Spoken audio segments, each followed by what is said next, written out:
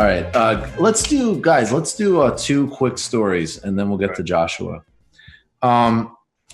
So Bernie Sanders is off the ballot in New York. Let's open up that CNBC story if we can. Yeah, just give me 1 second. And, look, they've canceled the Democratic primary. I'm quoting now. The New York State Board of Elections on Monday canceled the state's presidential primary scheduled for June 23rd after striking Bernie Sanders' name from the primary ballot. It's time for us to recognize that the presidential contest is over, Doug Kellner said while explaining the decision. New York, with 274 pledged delegates, gave Sanders one of his better chances to rack up some delegates. So first of all, if we even care about this whole game with the endorsement and leverage and all of this, and I've been pretty clear on my position, which, because I think it's a decent dialectical position, it pisses off a lot of people. Donald Trump needs to get out of office. There is no strategic argument for keeping Donald Trump in office.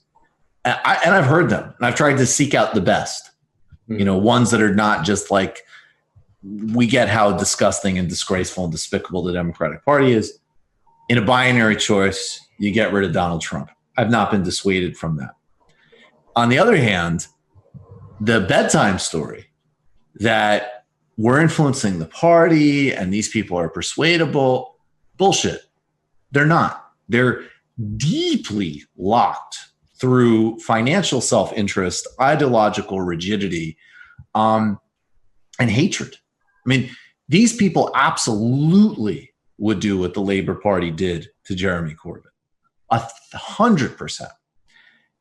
I have no doubt that the entire leadership class of the Democratic Party, not the entire, but in the main, would absolutely go for Donald Trump over Bernie Sanders. Without a doubt. So, of course, don't take on their fucking bleeding and moralism. It's from mediocre sociopaths, most of whose lives, and in fact, not only are they not threatened by Trump, they'll get tax cuts from Trump. But just to be very clear, I mean, when Bernie dropped out, the theoretical notion was that you'd rack up these delegates and that would enhance his influence. I didn't buy that argument, which is why I'm less invested in this. But let's just be clear. I mean, they couldn't even pretend to do outreach for more than a couple of weeks before they're doing this. And the larger point that I'll make is we might not have an election in November. We have an administration that absolutely has authoritarian tendencies. We have a sociopathic and deeply dangerous attorney general, which is one of the big reasons you would vote to get Trump out of office.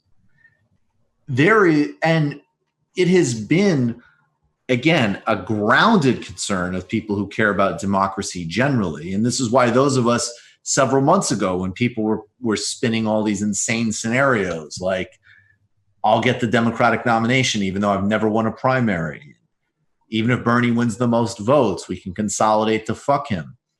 The point was not what was technically possible. The point was that you are not only insulting and undermining democracy even by floating those scenarios when Bernie's surging, but that you are opening a larger Pandora's box. So, and then there's the fact that then there's the kind of standard resistance mediocrities who have every theory and every worry about Trump imaginable, some of which they're right about, some of which they've miscalculated on.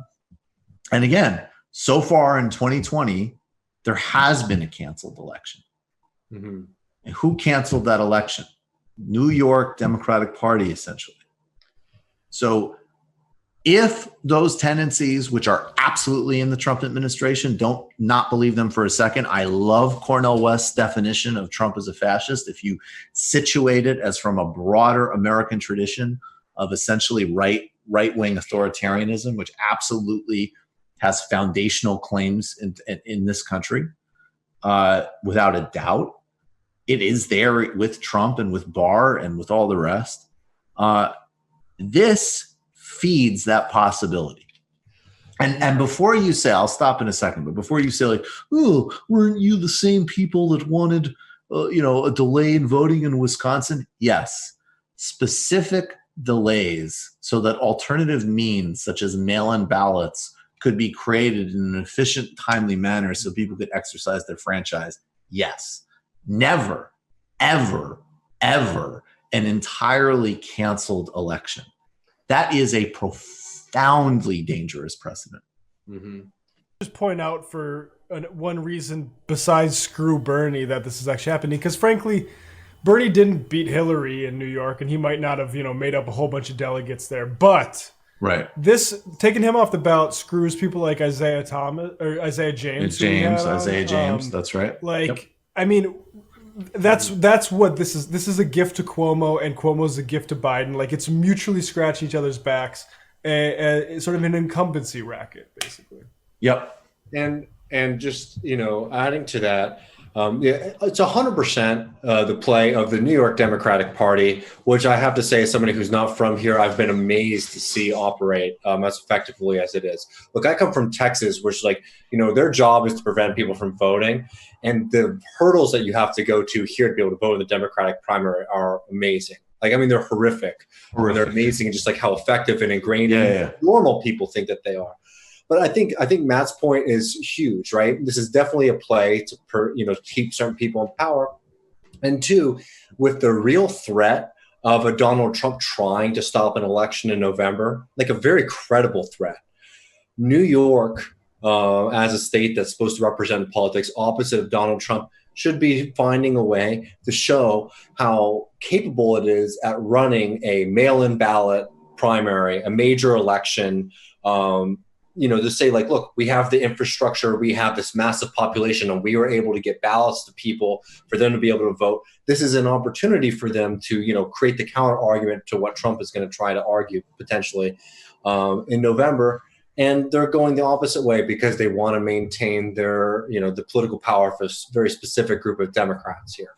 And that's what actual resistance is. And I will say, just to disaggregate that, there was a line of politics that is not our politics, but in very few people sincerely represented. But there was a small group of people that really, really believed in, and you do need to have some belief and respect for if you want this thing to work, in, again, small d democracy, the actual relevant civic norms, not false politeness or things like that. You just watched a Michael Brooks show video. Subscribe to get them all. Why wouldn't you? Don't be foolish. Click subscribe below and become a patron as well. Patreon.com/TMBS. Thanks, everybody.